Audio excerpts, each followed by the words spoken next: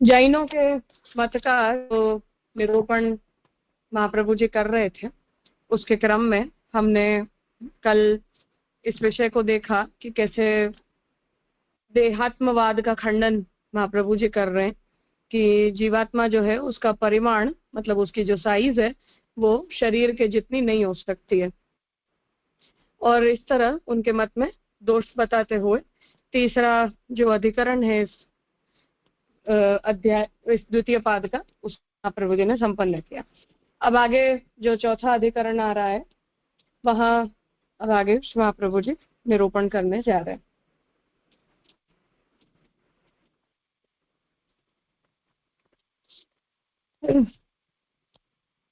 हाँ नीलेश भाई। जी दंडोत प्रणाम जी। से दो क्वेश्चन थे। एक तो ये हाँ कि कल बात की थी कि साधना प्रणाली की बात यहाँ पे नहीं हो रही है, तो उनकी साधना प्रणाली के बारे में क्या कुछ मंतव्य साधन प्रकरण में, अरे साधन जब भी आएगा पाद उसमें होगा अध्याय में, या इतना ही समापन जैनों के लिए है? हाँ, सूक्ष्म निरूपण है, बहुत विस्तार से खंडन नहीं किया पर सामान्य निरूपण है। और दूसरा, उनकी जो कर्म का सिद्धांत है उनके ऊपर कोई मत हम लोग ने प्रदर्शित किया है? महाप्रभु जी ने सर्वनिर्णय प्रकरण के अंदर भी किया है इस बारे में, हाँ। और फिर श्री गोसाई जी ने विद्वान मंडन के अंदर भी किया है। ओके, मतलब particularly on the Jain philosophy के ऊपर, मतलब ये बात हाँ पे? हाँ हाँ, बिल्कुल जैनों ओके। के ऊपर ही। ओके। दूसरा मेरा हम्म, क्वेश्चन ये ऐसे था कि जैसे हम लोग ने बुद्ध मत पढ़ा अभी, फिर अभी जैन मत पढ़ा, तो इनका निराकरण वो धर्म या वो जो जब रिलीजन क्रोनोलॉजिकल उत्पन्न हुआ उसके बाद ये ब्रह्म सूत्र लिखा गया? That means is it like that कि या तो फिर बात ही कुछ ऐसे ढंग से लिखी गई? क्योंकि if you feel like Brahma then sorry. Brahmasutra तो बहुत पहले लिखा है ना, वो तो द्वापरांत में वेदव्यास जी ने द्वापर युग के प्रारंभ में प्रकट किया है, इसलिए उस हाँ काल के जी। अंदर तो और कोई थे ही नहीं हमारे अलावा। सांख्य योग आदि ये सब मत पुराने हैं, न्याय वैशेषिक सांख्य योग वगैरह, पर जैन बौद्ध आदि नहीं थे। पर ये तो त्रिकालदर्शिता होती है ना, भविष्य में जाकर जिन मतों के उपस्थित होने की आकांक्षा है, जो वेद विरुद्ध अच्छा, सिद्धांत प्रकट करने वाले हैं, उनका निराकरण जो है वो इन सूत्रों के द्वारा वेदव्यास जी कर रहे हैं। तो इनकी ये जो ऐसे पद्धति है उसके इनके हिसाब से ऐसे ये लोग ऐसे बोलते हैं कभी कभी, जो इंडोलॉजिस्ट ऐसे आप कहते हैं कभी, तो ऑन दैट बेसिस दे हाँ आर। हाँ, वो इसी तरह की टाइमलाइन को वो कंसिडर करते हैं।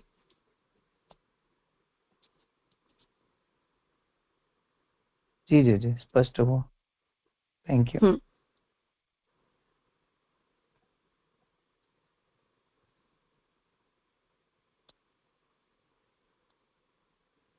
ठीक है। तो अब आगे सातवां अधिकरण यहाँ से प्रारंभ कर रहे हैं, और यहाँ महाप्रभु जी ने जितने भी ऐसे नास्तिक या अर्धनास्तिक मत हैं उन सबका संकलित निरूपण किया है। ततः सप्तमे पंचसूत्रे, अभी सातवें 5 सूत्रों वाले अधिकरण में पत्युर सामंजस्याद इति अधिकरणे नैयायिक वैशेषिक हैरण्य गर्भपातांजल कापालिक कालोमुख पाशुपतैश्चवा ईश्वरस्य निमित्त मात्रत्वं मन्यन्ते। तो यहाँ महाप्रभु जी ने इन सब का ग्रह किया है कि नैयायिक वैशेषिक हिरण्य गर्भ, अब ये मत प्रचलित नहीं है और इस बारे में कोई ट्रेसेस हमें अब मिलते भी नहीं है, तो महाप्रभु जी इससे पूर्व शायद प्रचलित हो। और पातंजल मार्ग, कापालिक और कालमुख, ये सब शैव तामस साधना करने वाले, और शाक्त परंपरा में तामस साधना करने वाले, और शैव संप्रदायों के अंतर्गत पाशुपत मत, ये जितने भी मत हैं ये ईश्वर को केवल निमित्त कारण के रूप में मानते हैं, न तो उपादानत्वम, पर उपादान के रूप में नहीं मानते। तद दूषयति, तो सबके मत का यहाँ निराकरण कर रहे हैं। यदि ईश्वरः निमित्त मात्रं स्यात्, अगर ईश्वर केवल निमित्त कारण होते, तदा केषाञ्चित् सुखं केषाञ्चित् दुःखं ददद विषमो निर्घृणश्च स्यात्। तो अगर ईश्वर केवल निमित्त हो और उपादान न हो, तो कोई जीव सुखी हो रहा है, कोई जीव दुखी हो रहा है, तो उन सब का द्वेष करने के कारण ब्रह्म के अंदर विषमता और निर्घृणता के दोष की आपत्ति उपस्थित होगी।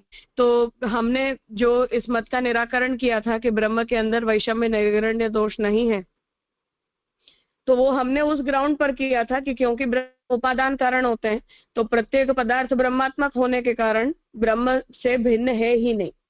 तो जब वो ब्रह्म से भिन्न नहीं है, तो फिर उसके अंदर ऐसी कोई आपत्ति नहीं आ सकती है। पर यदि ब्रह्म उपादान नहीं है, तो वैषम्य और निर्घृण्य के दोष की आपत्ति ब्रह्म के ऊपर, मतलब जो भी ईश्वर माना गया है उसके ऊपर आएगी। और फिर जो बुद्ध आर्ग्यूमेंट करते हैं कि अगर ईश्वर इतना महान और शक्तिशाली है, तो उसे दुख निवारक होना चाहिए, दुख प्रदायक नहीं होना चाहिए। इसलिए ईश्वर यदि सभी जीवों को दुख ही देता हो, तो ऐसे ईश्वर को पूजने की हमें जरूरत नहीं है। और अगर ईश्वर जो है वो हमारे अंदर ऐसे कोई दुखों का निवारण करने में समर्थ नहीं है, तो ऐसे असमर्थ ईश्वर का भी अनुसरण करने की हमें जरूरत नहीं। तो ये बुद्ध की जो आर्ग्यूमेंट है वो चरितार्थ हो जाती है अगर इस मत का स्वीकार कर लिया जाता है तो। अतः असामंजस्यात् तत्तन्मतम् असंगतम, इसलिए इन मतों में ऐसा असामंजस्य होने के कारण ये सब मत जो है वो असंगत है। ऐसा एक कलेक्टिव निर्णय महाप्रभु जी अब इस अधिकरण में दे रहे हैं।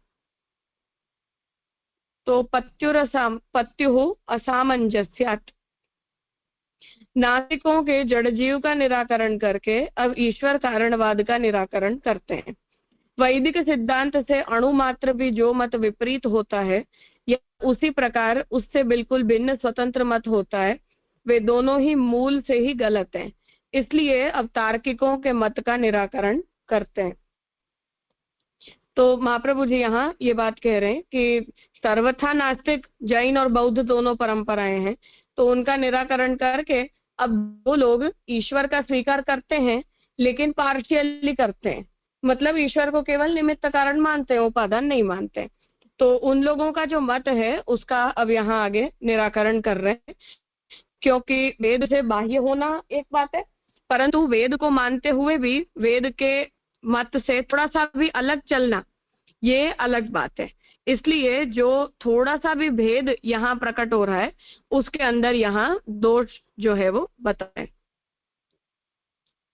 यदि ईश्वर को जीवों का पति मानते हैं, तो भिन्न भी मानना होगा।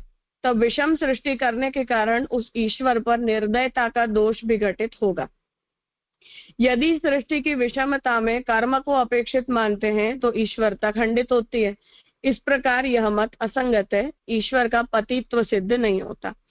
तो जीवों का पति मतलब नैयायिक और ये लोग सब ऐसा कहते हैं कि आत्मा दो तरह की होती है, जीवात्मा होती है, परमात्मा होती है। उसमें जो बद्ध होते हैं वो जीव कहे जाते हैं, और मुक्त होते हैं वो परमात्मा ईश्वर कहे जाते हैं। इस तरह से उन लोगों ने ईश्वर का जीव के साथ संबंध जो है वो बताया है। तो उस दृष्टि से यहाँ ये बात कह रहे हैं कि अगर आप लोग ये कहते हो कि ईश्वर जो है जीवों का संचालक है या जीवों का स्वामी है, तो उससे आपको जीवात्मा से अलग उसी वजह से वो लोग उसे अलग मानते हैं कि ईश्वर कंट्रोलर है और जीव कंट्रोल्ड है। और यदि वो भिन्न है, तो विषमता और निर्दयता का दोष ब्रह्म के ऊपर जाएगा। और सृष्टि के अंदर सुख दुख सब कुछ जीव को अपने ही कर्मों के परिणाम के स्वरूप में मिलते हैं। ऐसा हम केवल इस बात को केवल और केवल यदि हम जीवात्मा के कर्म के ऊपर छोड़ देते हैं, तो उस स्थिति में ईश्वर की ईश्वरता क्या? फिर तो जैसा बुद्ध कहते हैं वो बात ठीक है कि हम अपने ही कर्मों के द्वारा उत्तम गति को प्राप्त कर लेंगे, मोक्ष को प्राप्त कर लेंगे। इसलिए हमें मोक्ष दिलवाने के लिए हमें किसी ईश्वर की जरूरत नहीं है, या कर्म फल को प्रदान करने वाले किसी ईश्वरीय तत्व की हमें कोई जरूरत नहीं है। तो कर्म के द्वारा ही यदि सब कुछ हो जाता हो, तो ईश्वर की आवश्यकता ही क्या है? तो सृष्टि कर्म संचालित है, इसलिए हमें मानना पड़ेगा। इसलिए ईश्वर को केवल निमित्त कारण के रूप में यदि माना भी जाता है, तो सुनने से अच्छा लगता है कि हाँ चलो तुम नास्तिक नहीं हो, और तुमने ईश्वर को कोई स्थान दिया अपने मत में, परंतु वो जो सिद्धांत है या उस प्रकार की जो स्वीकृति है वो भी कोई ज्यादा लाभदायी स्थिति नहीं है, क्योंकि उससे भी अंततः जो है वो ईश्वर की उत्तमता सिद्ध नहीं हो पाती है, ईश्वर के अंदर ऐसी हेयता की बुद्धि ही सिद्ध होती है। तो इस तरह यहाँ महाप्रभु जी जो है, मतलब ईश्वर एज गुड एज एब्सेंट है, तो उसकी कोई उपयोगिता ही आपके सिद्धांत के अंदर बच नहीं जाती है, ऐसा कह के महाप्रभु जी ने यहाँ उनका खंडन किया है। यहाँ महाप्रभु जी ने नामोल्लेख नहीं किया है, परंतु पुरुषोत्तम जी ने जो है वो इन सभी का नामोल्लेख वेदांत अधिकरण माला में कर दिया है। इसलिए हमें इससे समझ जाना चाहिए कि इन सभी वचनों में किसी न किसी प्रकार से ईश्वर की निमित्त कारणता का स्वीकार किया गया है, जिसमें महाप्रभु जी यहाँ इस भाष्य के द्वारा दोष बताना चाह रहे हैं। अब आगे के सूत्र में भी इसे बता रहे हैं कि ततः द्वितीय तन्मते जीव ब्रह्मणो विभुत्वात्। अब उनके मत में जीव और ब्रह्म दोनों की व्यापकता होने से अज संयोगस्य वक्तुम अयुक्तत्वेन पतित्व अनुपत्ति ही। तो अब जीवात्मा ब्रह्म का अंश ऐसा तो वो कहते नहीं है, तो जीवात्मा भी मुक्त होने के बाद तो स्वतंत्र हो जाता है। इसलिए जो जन्मा है, मतलब जीव यदि नित्य है, तो ऐसे नित्य जीव का दो नित्य पदार्थों का एक दूसरे से संयोग नहीं हो सकता है। इसलिए ईश्वर को पति कहना या ईश्वर को मालिक कहना ठीक नहीं है। यदि च संबंध अंगीक्रियेत, अगर आप संबंध का स्वीकार करते भी हो, तदापि विभुत्व नित्यत्वाभ्याम तुल्यत्वापत्या, फिर भी विभुत्व और नित्यत्व इन दोनों में ईश्वर और जीव ये दोनों एक समान हो जाते हैं। इसलिए ये आपत्ति के कारण नियम्य नियामक भावानुपपत्ते है। इसलिए ईश्वर नियामक होता है और जीव नियम्य होता है, इस भाव की उपपत्ति नहीं हो पाती, इसलिए संबंधानुपपत्ति ही इति उत्तम। उस वजह से ईश्वर और जीव का जिस प्रकार का संबंध आप आपके मत में बताते हो वो संबंध उपपन्न नहीं होता, ये यहाँ बता रहे हैं। हाँ हितेन भाई। हाँ प्रणाम राजा। ये जो यहाँ पे ये बात है ना कि वो आगे के सूत्र में कि जो इनको ईश्वर को निमित्त कारण मानते हैं, तो फिर उनका रोल क्या है? कोई पूरा जो चक्र या साइकिल तो कर्म की थियोरी के अनुसार चलता है, और जड़ सृष्टि की उत्पत्ति परमाणु संयोजन से होती है, तो और जीव किससे प्रकट होता है फिर? आत्मा, जीवात्मा नित्य है। अच्छा नित्य है। हाँ, तो फिर हाँ। ये ईश्वर का तो फिर निमित्त मानने का लॉजिक क्या है? कोई यानी खाली निमित्त मानने का ये कि परमाणु को दूसरे परमाणु के साथ संबंध स्थापित करने में भगवान जो है वो प्रेरक बनेंगे, ईश्वर प्रेरक बनेगा, बस उतना ही रोल राजा। हाँ बिल्कुल, नियामक नहीं है अल्टीमेटली। तो जो नियामक हाँ है वो मतलब कर्म जो हाँ मतलब जीवात्मा अपने कर्म के द्वारा सब कुछ कर सकता है, इसलिए एज सच मोक्ष फल को देने में ईश्वर की एक्सक्लूसिव राइट है, ऐसा कोई सिद्धांत वो लोग नहीं मानते हैं। और जैसे हम आदि अक्षर ब्रह्म को आदि जीव मानते हैं प्रथम, उसी तरह यहाँ फिर जो प्रथम जीव होगा उनका नित्य है, पर तो उनका कर्म तो कुछ बैलेंस जीरो ही होगा, कोई कर्म तो होगा ही नहीं, तो फिर न तो वासना होगी, तो कैसे फिर वो ऐसा ही कुछ नहीं, मतलब जीव तो नित्य है। अब वो जीव जब जड़ पदार्थ बन जाएंगे, मतलब परमाणु आदि के द्वारा सृष्टि प्रकट हो जाएगी, तब उस सृष्टि के संपर्क में जब जीवात्मा आएगा, तब जीवात्मा को ये सब वासनाएं लग जाती हैं और वो जीवात्मा इन सब में बंध जाता है। फिर वो तो साइकिल चलता ही रहता है, जो हम प्रक्रिया मानते हैं एग्जैक्टली उसी। बराबर है ना। अविद्या जैसा कुछ है ही नहीं, खाली कर्म की थियरी और जड़ से संयोग से जो भी वासनाएं हुई और उसका जो परिणाम हुआ उससे पूरी सृष्टि चलेगी। हाँ बिल्कुल जी प्रणाम।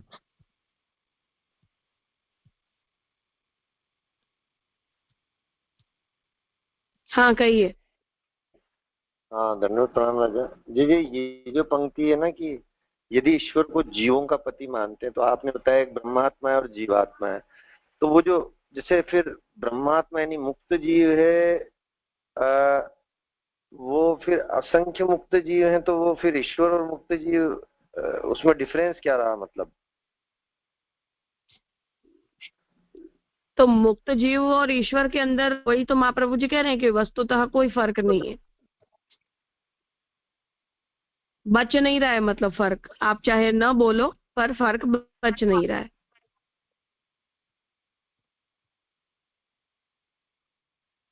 वो लोग खुद क्या फर्क बता रहे हैं? मतलब ईश्वर तो केवल संयोजन करता रहेगा परमाणुओं का बैठा बैठा, और फिर वो मुक्त जीव क्या करेंगे मतलब?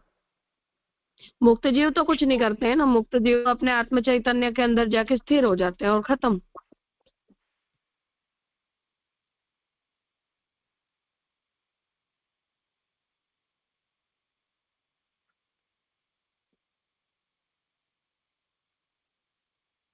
तो फिर जैसे ये मतलब कंसेप्ट मैंने पूरा समझ में नहीं आया कि एक ईश्वर है वो सिर्फ परमाणुओं का संयोजन करेगा, मतलब निमित्त कारण है, उपादान तो है नहीं, उपादान परमाणु हो गया, और उसका हाँ, काम सिर्फ उनका संयोजन करना है। तो ये जो सारी जो फल देने वाली जो प्रक्रियाएं हैं उनका क्या कंसेप्ट है? कर्मानुसार जो भोग की प्रक्रियाएं और वो सब, वो कौन ऑपरेट कर रहा है? वो किसकी इच्छा से हो रहा है?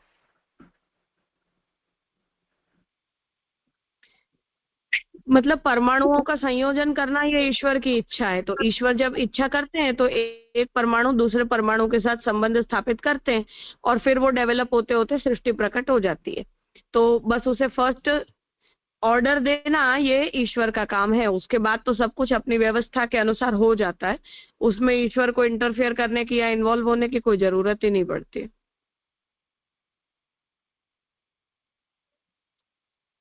और जो जीवात्मा है तो नित्य तत्व है, इसलिए जीवात्मा जब बंध जाती है तो उसे ज्ञान दिया जाता है। उस ज्ञान वो ज्ञान धारण करना ये आत्मा का न्याय और वैशेषिक मत में गुण माना गया है। अन्य सभी मतों में ऐसा नहीं है, पर न्याय वैशेषिक में ज्ञान आत्मा का गुण है। तो आत्मा को वो ज्ञान करवाया जाता है। फिर आत्मा अपने स्वरूप का जड़ पदार्थों से व्यतिरिक्त होने का अनुसंधान करती है। उसमें वो ये तत्व ज्ञान प्राप्त करती है कि ये द्रव्य गुण कर्म आदि सब क्या क्या होते हैं। और फिर अपने आप को उससे जब वो फ्री कर देती है तो अब उसके पास बंधने का कोई रीजन नहीं है, इसलिए वो जीवात्मा अपने स्वरूप में स्थिति कर देती है। ये मुक्त जीवात्माएं फिर अंतरिक्ष के अंदर मतलब अपने मूल चैतन्य स्वरूप के अंदर हमेशा के लिए रहती हैं प्रलय पर्यंत। प्रलय हो जाता है तब सब परमाणुओं का एक दूसरे से वियोग हो जाता है, शुद्ध परमाणु रह जाते हैं। फिर से कभी ईश्वर इच्छा करते हैं, फिर उन परमाणुओं में संयोजन होता है, सृष्टि होती है, ऐसे चलता रहता है।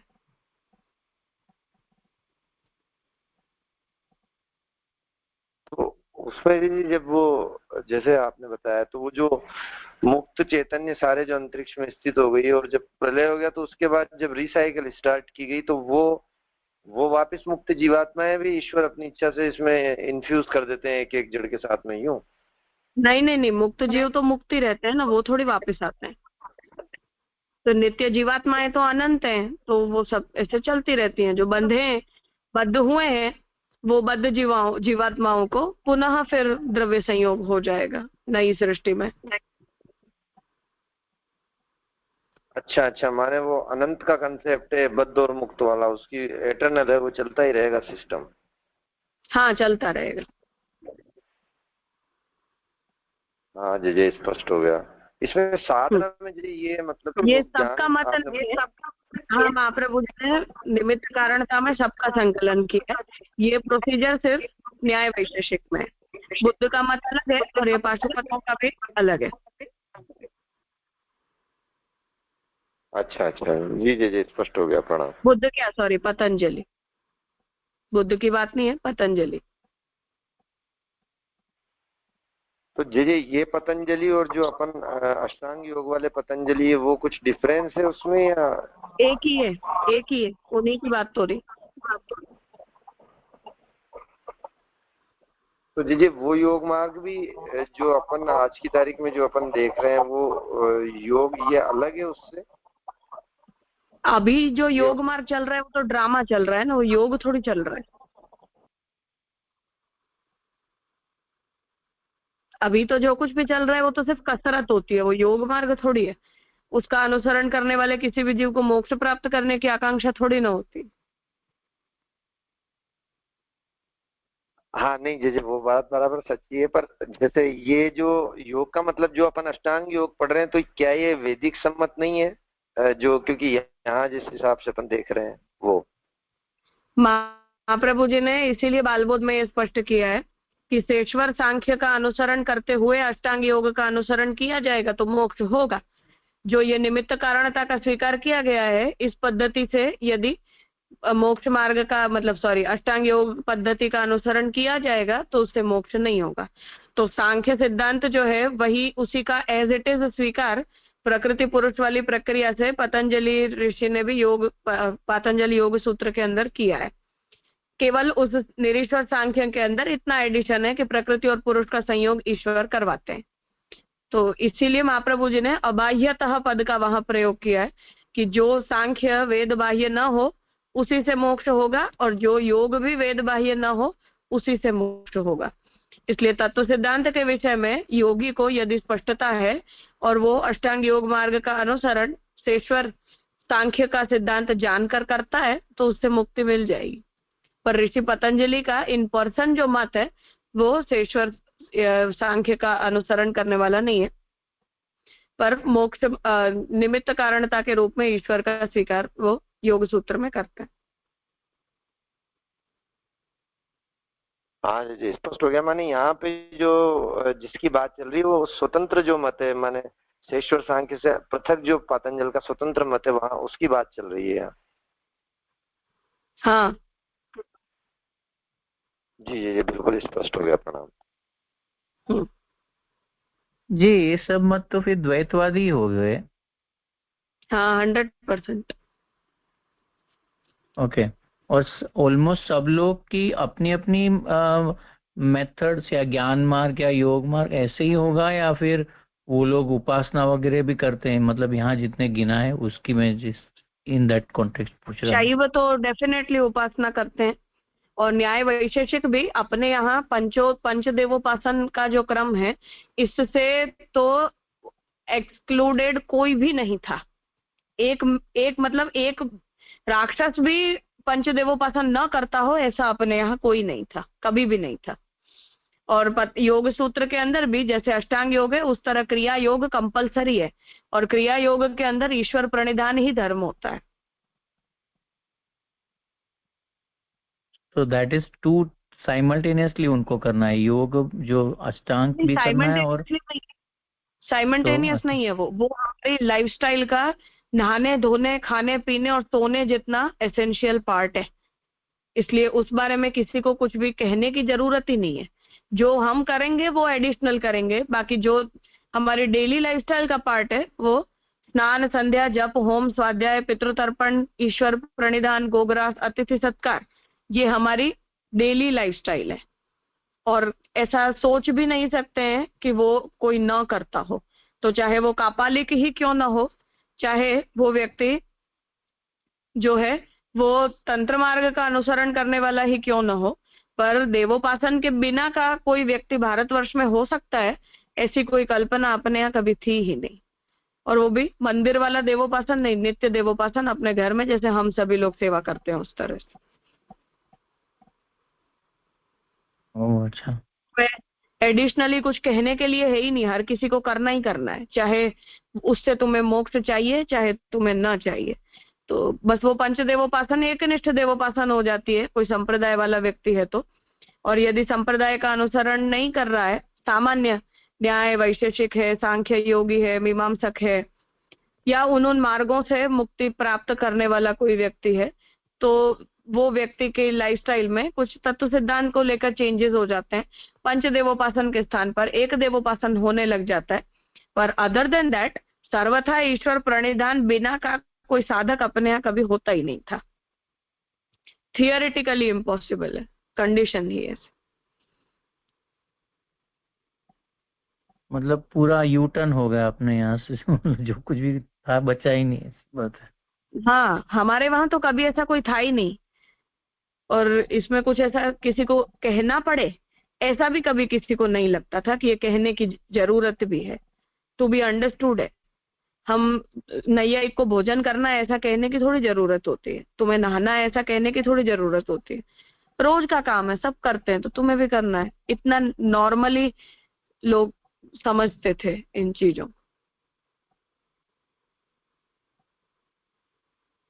जे कापालिक के बारे में आपने सर्वनिर्णय में बताया था, लेकिन दैट इज नथिंग बट वो शाक्त का यूज करते हैं वही कि अलग प्रक्रिया थोड़ा हाँ, शाक्त और करता शैव है। दोनों परंपराओं में वो अघोर साधना होती है ना, वो है। शैव और शाक्त दोनों करते हैं। अच्छा, हम्म। जो अघोरी की साधना होती वही। हाँ, वही वही अघोरी जो होते हैं ना वो कापालिक ही होते अच्छा, उसमें एक और कुछ आपने नाम कौल कुछ ऐसे नाम बताया था, if I don't forget that. हैं। हाँ, कौल मार्गी। ओके जी। ये सब तामस साधनों का अनुसरण करने वाले लोग हैं। शैव और शाक्त दोनों ही परंपराओं में होते हैं। जी जी जी।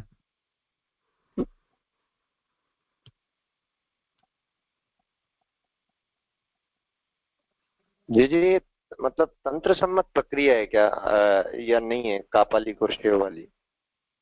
सम्मत मतलब उल्लेख है उस अर्थ में डेफिनेटली है, पर उनका अंततः परिणाम नर्क होता है। पर क्विक जो सिद्धियां मिलती हैं वो डेफिनेटली मिलती हैं।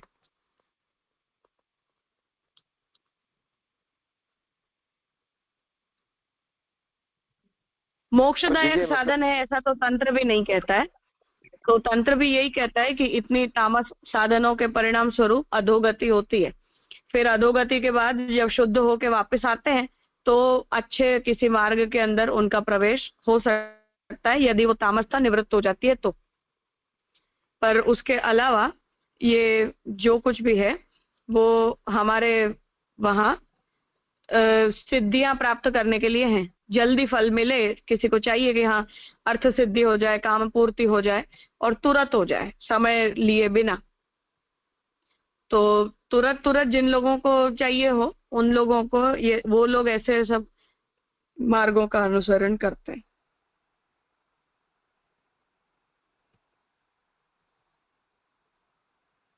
आपने कहा तामस जब भी शुद्ध होके आता है तो फिर वो हम्म। कैसे हो सकता है? तो मतलब तामस तो तामस ही रहेगा ना, फिर वो शुद्ध कैसे हो सकता है? मतलब नेक्स्ट जन्म में ऐसा होता है। उसका वैसा। हाँ, वो तो अब सब हम सब लोग भी अपने अपने स्वभाव में थोड़ा बहुत तो अपग्रेड होते ही हैं। सो ऐसी साधना करने के बाद व्यक्ति वापस सात्विकता क्या है ऐसी इसकी ओर जा सकता है? एकदम सात्विक होना मुश्किल है, पर तामस में से थोड़ा कम हो जाए, राजस तक आ जाए, ऐसा हो सकता है। और बाकी हाँ कोई दैवी जीव है और बहुत उसके ऊपर भगवत कृपा है तो अलग बात है, हो भी सकता है इन मतलब रेयर केस। पर इन जनरल कम से कम इतनी घोर तामसता में से सामान्य हो जाए, इतना हो सकता है। जी जी जी।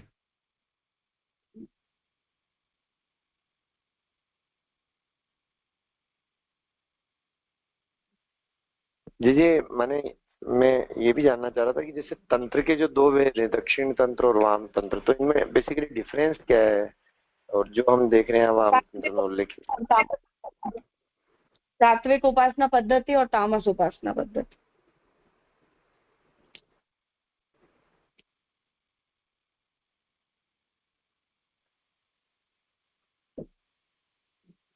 अच्छा, तो जैसे जैसे मतलब उपासना पद्धति में केवल जो सात्विकता और तामसता इन इसमें ये मतलब अ, जैसे अपन कह रहे हैं कि जो साधना है, तो साधना के जो साधन है उसमें ही ये बात आ रही है कि वो फिर जैसे भाव में और व्यवहार में वहां भी वो बात कल्मिनेट होएगी, क्योंकि साधन तो हम तंत्र नहीं, मार्ग सब की कुछ पद्धति होता का है ही ना, अनुसरण। सब कुछ होता है। तो भावना के अंदर भी आएगा ही ना, पहले तो व्यक्ति का भाव बनेगा तब तो उसे ऐसी साधना अच्छी लगेगी। नहीं तो इतनी घोर तामस साधना के अंदर किसी की रुचि कैसे डेवलप हो सकती है? क्योंकि ये सब साधना तो स्मशान में बैठकर होती है ना, वहां तो अर्चना पूजन ही स्मशान में जाकर होता है।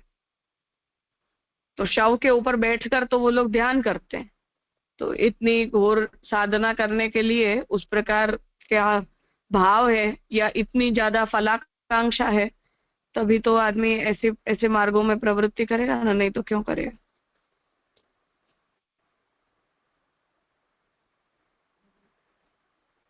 तो माने जैसे तंत्र ये कहता है कि वो सम्मत तो है तंत्र और उसकी फलसिद्धि भी होगी, और बस ये है कि वो एंड रिजल्ट जो है वो नर्क होगा। हाँ, उसका फल मोक्ष नहीं हो सकता है, मुक्ति नहीं होगी। उन्हें जो है वो ऐसे ही साधन मिलेंगे, ऐसे ही फल मिलेंगे।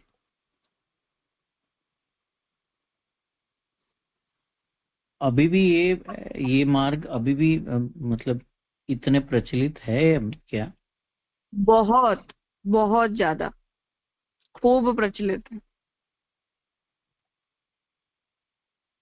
तो वो क्या इंटीरियर पार्ट्स में रहते हैं यहाँ पे, कि यहाँ पे तो कोई कोई दिखते नहीं है ऐसे? काशी में जाकर देख लो, मणिकर्णिका के ऊपर भर भर के दिख जाएंगे, बैठे ही होते, कोई ना कोई होता ही है शव साधना करने वाला। हाँ, इन ओपन ऐसे अभी होता है मुझे, सॉरी। अम्बुबाची मेला चल रहा है, वहां भी जितने भी अघोर मार्गी होते हैं, वामा मार्गी होते हैं, सब उस अम्बुबाची मेले के अंदर जाके बैठते हैं। बहुत घोर बलि होती है अम्बुबाची मेले के बाद, फिर उसका प्रसाद आमिष भक्षण आदि करते हैं। नेपाल के अंदर भी बहुत होते हैं, जितने भी ये शक्तिपीठ होती हैं, उन सभी शक्तिपीठों के अंदर ऐसे लोग खूब जाते, अघोरी लोग। भवनाथ चले जाओ अभी शिवरात्रि के मेले के समय, तो जूनागढ़ी मतलब गुजरात में कितने अघोरी होते हैं। हमें लगता है कि वो कहाँ कहाँ से आ जाते हैं, लेकिन ये सब गिरनार के और इन सभी ऐसे जंगलों के अंदर जाकर रहते हैं। फिर जब उनका समय निश्चित होता है, उस समय सब लोग इकट्ठे हो जाते हैं। खुले में नहीं रहते हैं, कोई आम आदमियों से बात करना और ऐसा भी नहीं होता है, क्योंकि ये सब तो नशे में करते हैं ना, ये सब साधनाएं तो स्वस्थ अवस्था में नहीं होते। मैंने भी काशी में एक कोई रिपोर्टर था, वो इंटरव्यू कर रहा था, तब सुना था बैठ के। अघोरी था वो लोग काशी में गंगा जी के सामने पार रहते हैं, और फिर वहां से जब गंगा जी का जल कम होता है तब यहाँ इस तरफ आ जाते हैं। या उनके जो भी त्योहार वगैरह, ये शिवरात्रि के समय पर या शक्ति नवरात्र वगैरह के टाइम पर वो लोग यहाँ पर इस तरफ आ जाते हैं, या उन्हें जब साधना करनी होती है तब आ जाते हैं। बाकी वो लोग आंतरिक हिस्सों में रहते हैं, सामान्य लोग रहते हैं, ऐसे स्थानों पर रहते नहीं है। बाकी ज्यादातर अघोरी स्मशान निवास करने वाले भी बहुत होते हैं, हर समय वही स्मशान के अंदर ही रहते हैं, ऐसे भी होते हैं। सरप्राइजिंग फैक्टर लगता है मुझे तो। जी। आप एक बार जाके मणिकर्णिका को देख लोगे, फिर सरप्राइजिंग कुछ नहीं लगेगा, नॉर्मल लगेगा। या शिवरात्रि पे भवनाथ में मेला होता है ना, तब एक बार एक मेला आप अटेंड कर लोगे, फिर आपको लगेगा कि हम कम है और अघोरी ज्यादा है, ऐसी स्थिति होती। लाखों के लाखों आते हैं, मतलब इतना आपको सारा सड़क है? के ऊपर एक पैर रखने की जगह नहीं मिलेगी। हाँ, इतने आते हैं। भवनाथ ऐसी साधनाओं के लिए बहुत फेमस है, मतलब गिरनार खुद ही अघोर ओ साधनाओं। मुझे लगा वो मेला बहुत ही सात्विकता से भरपूर होगा। ओहो, जी। नहीं मतलब सामान्य लोग भी होते हैं, उनका अलग एरिया होता है। पर मूल जो ये रात के समय जब अर्चन होता है ना, 12-1 बजे के बाद मध्य रात्रि में, तब ये सब अघोरी जितने भी होते हैं वो सब उस अर्चना के समय उपस्थित होते हैं। जी, प्रणाम जी। ये अम्बुबाची हाँ जी। मेला होता है ना अभी कामाख्या में, वहां भी बहुत अघोरी लोग होते हैं, उन्हीं का मुख्य वो मेला लगता है। बहुत घोर बलि वगैरह होती है। कलकत्ता में काली घाट के ऊपर जो शक्तिपीठ है, वहां भी बहुत अघोरी लोग रहते हैं। बहुत स्थान है, शाक्त और शैव स्थानों के अंदर तो कोई कमी होती नहीं है, वही तो उनका मूल स्थान है। पता नहीं, स्मशान मेरे लिए होली तो करते हैं वो, के 4 स्मशान दिन होली। पहले। हाँ, एकादशी अच्छा। के दिन जो हमारी हम्म। कुंज एकादशी होती है, उस दिन काशी में स्मशान होली होती है। राख की होली करते हैं अघोरी लोग जाके। हाँ, वो आपने एक मतलब बार बताया था जी। महादेव जी की डोली निकलती है, विवाह होता है ना महादेव जी का, ऐसे पार्वती जी को जी। लौटाने के लिए जाते हैं, तो रंगभरी एकादशी होती है। तो सामान्य लोग जो डोला निकलता है तो रंगभरी मनाते हैं, और जो अघोरी लोग होते हैं उसे वो स्मशान होली के रूप में मनाते जी। हैं।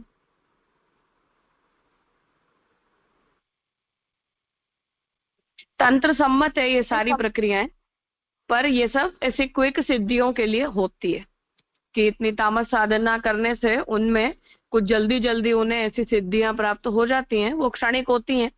और पर उस क्षणिक सिद्धि के चमत्कार से वो लोग प्रसन्न होते हैं, उन्हें अच्छा लगता है, सक्सेसफुल लगता है, इसलिए उनका उन साधनों के अंदर इंटरेस्ट डेवलप होता है, ज्यादा डेवलप हो जाता है मतलब। इसलिए जब तक वो सिद्धियों से परेशान ना हो जाएं या बोर ना हो जाएं, तब तक उन साधनों में से उनकी वृत्ति खत्म नहीं होती है, तो करते रहते हैं। सो तंत्र संबंध मतलब वंश ऐसे कोई बात ये है कि जो वेद में कहीं वर्णित है ऐसा, या क्या? हाँ, मतलब वेद भी सात्विक राजस तामस तीनों तरह की साधनाएं बताता है। तो मोक्ष मार्ग डेफिनेटली निर्गुणों के लिए है, सात्विक से भी ऊपर, तो प्रशंसनीय नहीं है। पर किसी व्यक्ति की ऐसी वृत्तियां हो ही, और कोई के मन में ऐसा भूत ही सवार हो जाए कि नहीं हमें तो ऐसा ही करना है, ऐसे ही करना है, या ये फल तो हमें चाहिए ही, तो अब ऐसी वृत्ति किसी के मन में हो तो शास्त्र उस वृत्ति को जो है वो मार्गायित कर देता है कि मन मर्जी से मत करो, इस तरह से कर लेना। तो वो लोग उस तरह से उसे कर लेते हैं। तो शास्त्र उसके साथ साथ में साधन बता के उसकी निंदा भी कर देता है कि ये सब तामस साधनाओं का दुष्परिणाम निकलता है, मतलब ये सब फल तो नरक ही होगा अंततः। फिर जब नरक में से इतने असंख्य पापों को भुगत कर मुक्त होंगे, उसके बाद यदि सात्विक वृत्ति राजस तक आ गए तो सामान्य प्रवाही जीव जैसी स्थिति बन सकती है। अन्यथा वापस यदि उस तामस में रहे तो प्रलय पर्यंत यही चक्र चलता रहता है। तो शास्त्र निंदा कर देता है, पर हाँ वेद बाह्य है सर्वथा, ऐसा नहीं है। मतलब अपने यहाँ ये लिखा ही नहीं है, अपने यहाँ ये बताया ही नहीं है, ऐसा नहीं है, वो है, लिखित है और बताया हुआ साधन है। जैसे अब जी, बागेश्वर इसीलिए धाम शायद। सरकार के लिए आता है ना कि इनके भी कर्ण पिशाची निषिद्ध है, तो ये लोग सब भी ऐसी साधनाएं करते हैं, उनसे वो देवियों के जो भी राजसी तामसी स्वरूप होते हैं उनको वो लोग सिद्ध करते हैं। तो मुझे सामने वाले के मन की बात पता चल जाती है, या अन्य लोगों के व्यवहार को कंट्रोल करने की शक्ति इन साधनाओं से प्रकट हो जाती है, ऐसी तामस साधनाओं से। तो वो कर्ण पिशाचिनी को सिद्ध करते हैं, और वो कर्ण पिशाचिनी को सिद्ध करके और फिर इन तामस शक्तियों का ऐसा प्रयोग करते हैं।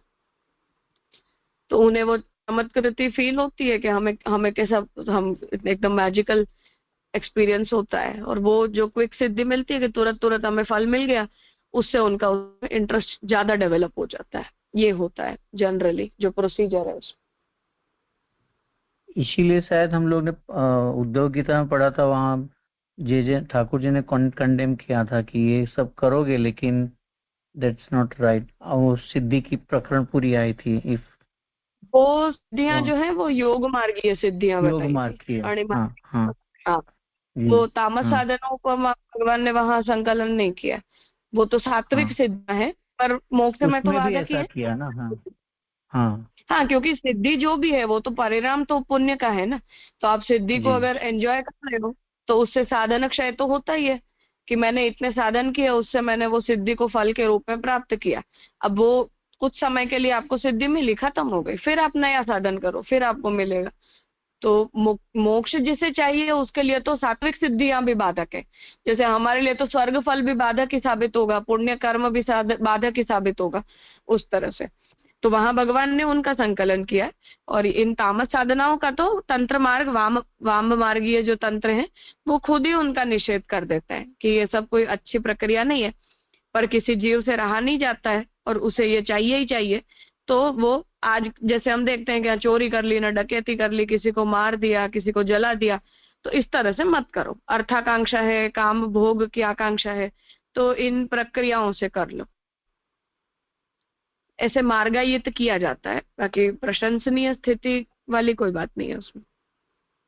But in a way it's a good approach of the शास्त्र ना, क्योंकि अल्टीमेटली इट्स राइट, अच्छी बात नहीं है, लेकिन फिर भी ऐसे मार्गायित करना in a way it's a good thing, I feel like that. हाँ हाँ, सही बात है ना। तो आप उल्टा सीधा काम करो और चोरी डकैती करोगे, किसी के घर डाका डालोगे, उसके तो कर्म करके और पैसा अर्थ प्राप्त कर लो ना, अच्छी बात है। किसी और को तो परेशानी नहीं, खुद को जो भुगतना पड़ेगा तो भुगत लेना। जी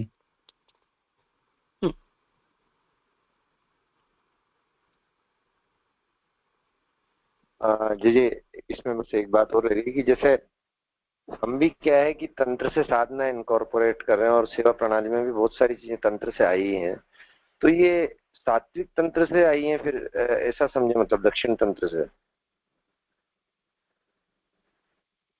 बहुत सारे हमारे उत्सव तंत्र से लिए गए हैं। हाँ, तो वो तंत्र तो सात्विक तंत्र है ना। विष्णु उपासना के अंदर राजस और तामस तंत्र होता ही नहीं है, क्योंकि विष्णु का कोई राजस और तामस स्वरूप ही नहीं है। तो विष्णु के तो सभी अवतार सात्विक अवतार ही हैं, और अर्चन भी सात्विक अर्चन ही है। इसमें राजस और तामस अर्चन का कोई क्लॉज ही नहीं है, वो तो शैव और शाक्त परंपरा के अंदर है।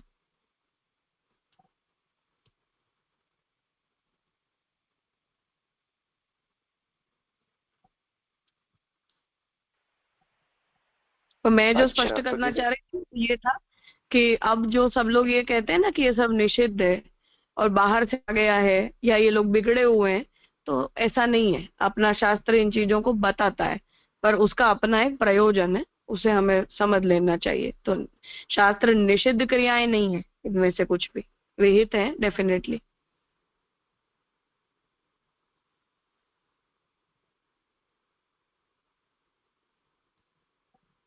हाँ जी जी जी, स्पष्ट हो गया।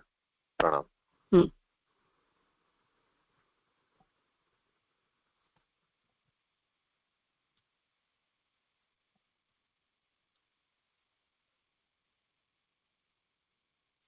ठीक, तो आगे अब दूसरा सूत्र है संबंधानुपपत्तिश्च। तो पुरुषोत्तम जी ने तात्पर्यतः ये बात कही कि जीवात्मा और ईश्वर का जो संबंध बताया गया है वो संबंध अनुपपन्न होता है।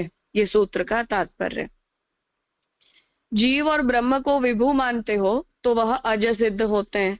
मतलब यदि दोनों ही व्यापक हैं, स्वतंत्र हैं, तो वो अजन्मा है। अज का संयोग नित्य होता है, अतः ईश्वर का पतित्व सिद्ध नहीं होता। मतलब कि दो नित्य तत्व एक दूसरे के साथ संयुक्त हो नहीं सकते हैं, क्योंकि प्रत्येक संयोग जो है वो वियोग में परिणमित होता ही होता है। जिसे भी हम जोड़ेंगे वो कभी ना कभी टूटेगा ही। इसलिए यदि उन दोनों का हम संयोग मानते हैं तो उसमें वियोग की संभावना बनी रहेगी। इसलिए ईश्वर स्वामी नहीं कहा जा सकता है, फिर तो दो तत्व हैं और दोनों एक दूसरे से स्वतंत्र हैं, ऐसा ही आपको मानना चाहिए। ईश्वर जीव को समान मानने से भी पतित्व सिद्ध नहीं होता, और दोनों ही तत्व यदि नित्य हैं, व्यापक हैं और स्वतंत्र हैं, तब फिर कोई एक नियामक है, मतलब ईश्वर नियामक है और जीव नियम्य है, ऐसा भी भेद बताया नहीं जा सकता है।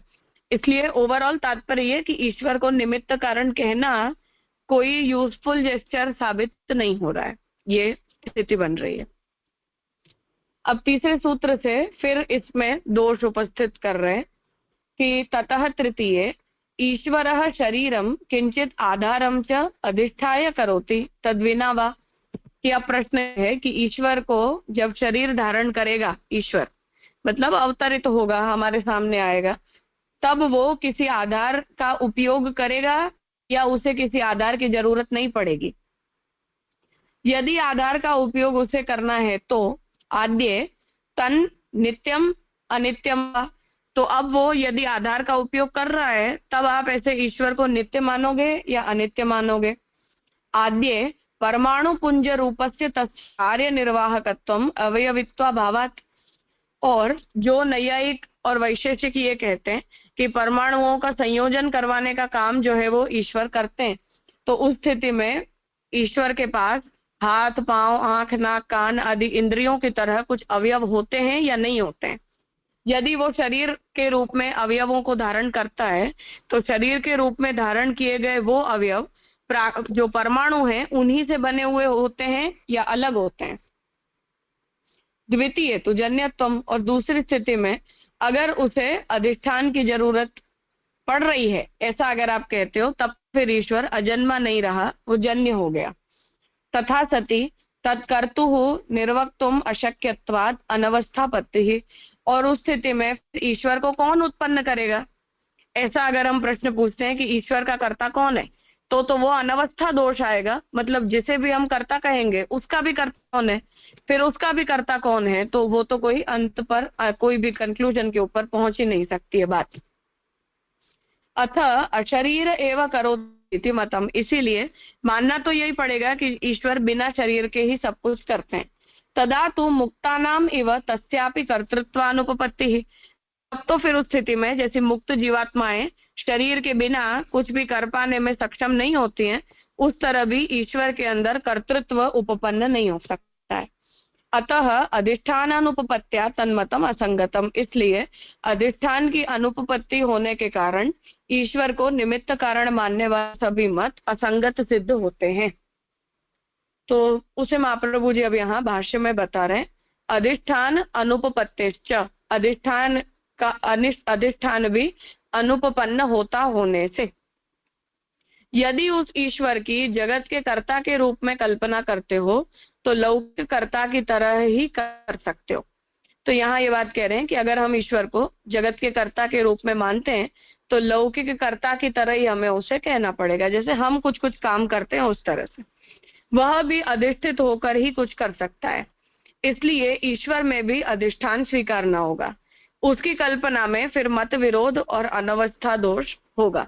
तो ये यहाँ महाप्रभु जी बता रहे कि यदि ईश्वर शरीर को धारण करेंगे और वो शरीर, क्योंकि अब शरीर तो द्रव्य से बनेगा, परमाणुओं से बनेगा, ईश्वर का शरीर अद्रव्यात्मक है ऐसा तो नैयायिक कह नहीं सकते हैं, वैशेषिक भी नहीं कह सकते, या पतंजलि भी नहीं कह पाएंगे, सांख्य भी नहीं कह पाएगा। तो ऐसी स्थिति में ईश्वर बिना अधिष्ठान के ही सब कुछ कर रहे हैं ऐसा आपको कहना चाहिए। और बिना अधिष्ठान वाले होने के कारण यदि वो अशरीर हैं, बिना शरीर के हैं और बिना शरीर वाले हैं यदि, तो मुक्त जीवात्माएं भी जैसे क्रिया शक्ति के रहित होती है उस तरह भी ब्रह्म में भी क्रिया शक्ति रहित तत्व मानना पड़ेगा। और यदि ईश्वर को आप सशरीर मानते हो, उनमें अवयव मानते हो या उनमें अधिष्ठान मानते हो, तब फिर ब्रह्म के अंदर जन्यता का दोष आ जाता है, ब्रह्म के अंदर नित्यता नहीं रह जाती है। ये दोष यहाँ महाप्रभु ने तीसरे सूत्र में बताया।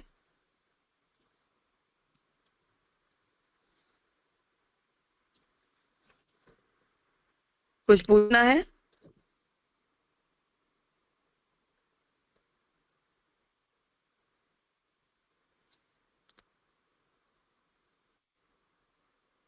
जन्यता माने क्या जी?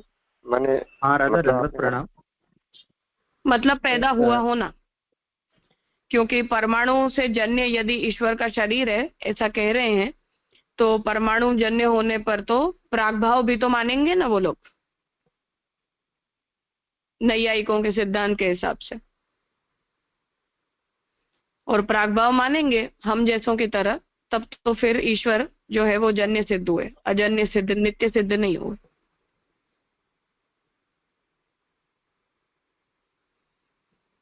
हाँ हाँ जी स्पष्ट हो गया, बिल्कुल स्पष्ट। राजे हाँ बोलो। जो बात आई, हाँ तद द्वितीय तन्मते जीव ब्रह्मणो विभुत्वाद अज संयोगस्य, तो ये ब्रह्म जैसी टर्म भी है वो लोग वापरते हैं क्या, जो यहाँ पुरुषोत्तम जी जीव? नहीं, मतलब कि वो जीव और ईश्वर उनके वहां परमात्मा शब्द है। न्याय और वैशेषिक में ब्रह्म शब्द का नहीं प्रयोग है, पर क्योंकि वेद का को शब्द प्रमाण के रूप में मानते हैं इसलिए ब्रह्म शब्द का उपयोग करने में उन्हें कोई आपत्ति भी नहीं। पर उनके वहां आत्मा दो तरह की होती है, जीवात्मा और परमात्मा, ऐसा तर्क संग्रह से स्पष्ट है सिद्धांत।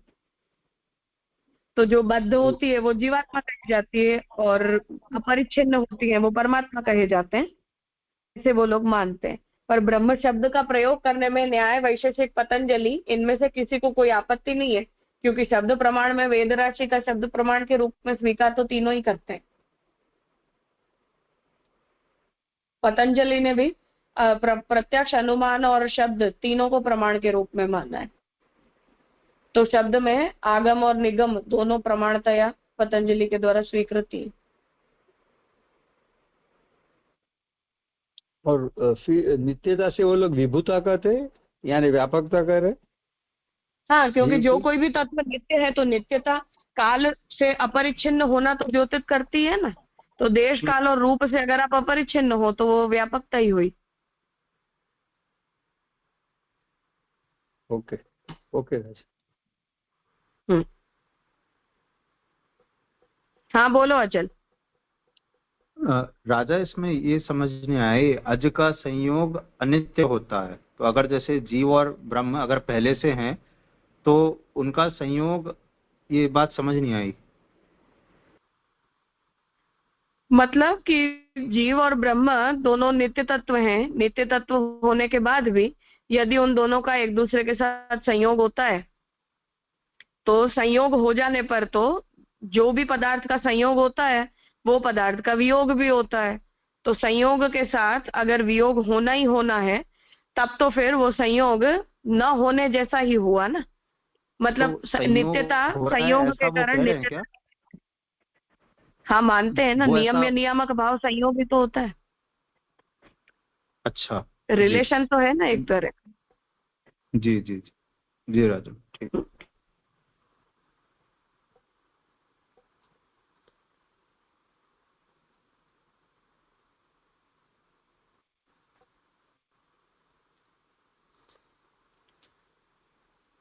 ठीक है, तो आज यहाँ रखते हैं।